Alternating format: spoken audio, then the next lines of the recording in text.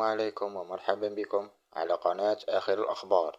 إن كنت من المشاهدين الجدد، لا تنسى الاشتراك بالقناة وتفعيل زر الجرس ليصلك كل جديد. شكرا. خبر اليوم: وزير التربية يكشف جديد مسابقات التوظيف.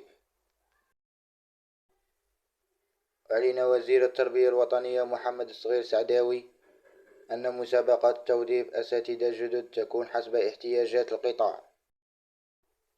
وقال وزير التربية في ندوة صحفية اليوم الأحد عقب إعطائه إشارة انطلاق امتحان شهادة البكالوريا من العاصمة أن مسابقات توظيف الأساتذة لا تتوقف، مضيفا أن الوزارة اعتمدت على نظام التعاقد سابقا بسبب جائحة كورونا، ومع زوال السبب سنعود إلى الأصل، خاصة وأن التعاقد الاستثنائي في قانون الوظيفة العمومي.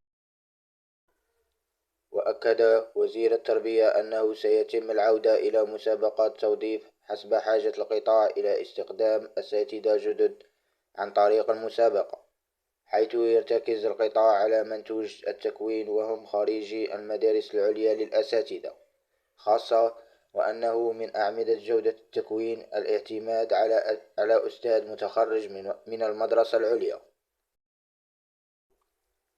وأوضح الوزير أن مسابقة التوظيف ستكون مفتوحة من المعاهد والكليات، وسيخضع التلاميذ لتكوين بيداغوجي يتلائم الأستاذ